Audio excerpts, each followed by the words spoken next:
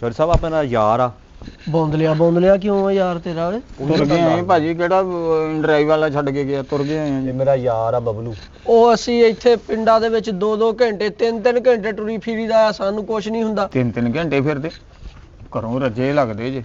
ਜਦੋਂ ਰੋਟੀ ਖਾ ਲੈਂਦਾ ਬੰਦਾ ਟੁਰਨਾ ਹੀ ਚਾਹੀਦਾ। ਉਹ ਰੱਜਣਾ ਕੀ ਆ ਭਰਾਵਾ, ਰੋਟੀ ਤੇ ਲੱਭਦੀ ਨਹੀਂ ਹੈ ਉਹ ਕੁਛ ਨਹੀਂ ਲਾਲਾ ਭਾਈਆ ਯਾਰ ਉਹ ਸਾਡੇ ਜੋੜਾਂ 'ਚ ਤੇ ਬੈਠਾ ਏ, ਹੋਰ ਇਹਨੇ ਕਿੱਥੇ ਬਹਿਣਾ। ਭਾਜੀ ਚੌਧਰੀ ਨਾ, ਨਾ, ਬਰਾਬਰ ਬਹਿਣਾ। ਬਹਿੰਦਾ ਚੰਗਾ ਥੋੜੀ ਲੱਗਦਾ ਵਾ ਹੁਣ। ਇਮਲੀ ਖਾ ਤੇ ਕੱਲਾ ਉਹ ਤਾਸ਼ ਖੇਡਣੀ ਆ ਵੀ ਏਦਾਂ ਹੀ ਦੱਸ ਦੋ, ਮੈਂ ਸੁਣਨਾ ਹੀ ਆ ਤੁਹਾਨੂੰ ਕੀ ਕਹਿਣਾ ਚਾਹੁੰਦੇ। ਉਹ ਤੂੰ ਸਹੀ ਹੋ ਕੇ ਬਹਿ ਜਾ। ਬੈਠੇਗਾ ਤੇ ਫੇਰ ਤੈਨੂੰ ਕੁਝ ਲੱਭੂਗਾ, ਤੈਨੂੰ ਪਤਾ ਲੱਗੇਗਾ ਕਿ ਡੌਨ ਨੇ ਜਨਾਨੀ ਕਿੱਦਾਂ ਰੱਖੀ ਆ, ਮਤਲਬ ਮਿੱਠੇ ਨੇ ਜਨਾਨੀ ਕਿੱਦਾਂ ਰੱਖੀ ਆ। ਅੱਛਾ ਚੱਲ ਛੱਡ ਸਾਰੀਆਂ ਗੱਲਾਂ, ਪ੍ਰਾਹੁਣਾ ਨਾਲ ਆਇਆ। ਪ੍ਰਾਹੁਣਿਆ ਕੀ ਖਾਣਾ ਪੀਣਾ ਆ ਦੱਸ। ਉਹ ਨਹੀਂ ਭਾਈ, ਮੈਂ ਤੇ ਘਸੁੰਨ ਬਾਲਟੀਆਂ ਖਾਧੀਆਂ, ਮੇਰੇ 2 ਘੰਟੇ ਲੰਘ ਜਾਣੇ। ਹੈ ਕੀ ਮਤਲਬ ਇਹ ਚੋਰ? ਉਹ ਨਹੀਂ ਚੌਧਰੀ ਸਾਹਿਬ, ਮਤਲਬ ਤੁਹਾਨੂੰ ਮੈਂ ਸਮਝਾਣਾ, ਚੋਰ ਨਹੀਂ ਇਹ। ਹਾਂ ਇਹ ਅਸਲ ਦੇ ਵਿੱਚ ਆਪਣੀ ਬੁੱਢੀ ਤੋਂ ਦੁਖੀ ਆ। ਓਏ ਹੋਏ ਇਹ ਤੇ ਫਿਰ ਬਹੁਤ ਮਜ਼ਲੂਮ ਬੰਦਾ ਵਾ ਯਾਰ। ਆਹ ਚੌਧਰੀ ਡੌਨ ਆ, ਆਹ ਚੌਧਰੀ ਮਿੱਠਾ ਵਾ। ਇਹਦੇ 2 ਵਿਆਹ ਵਾ। ਅੱਲਾ ਦਾ ਸ਼ੁਕਰ ਆ ਭਾ, 2 ਬੀਬੀਆਂ ਵਾ, ਦੋਨੇ ਘਰ ਆ ਅੱਛਾ ਜੀ, ਆਪਣੇ ਘਰ।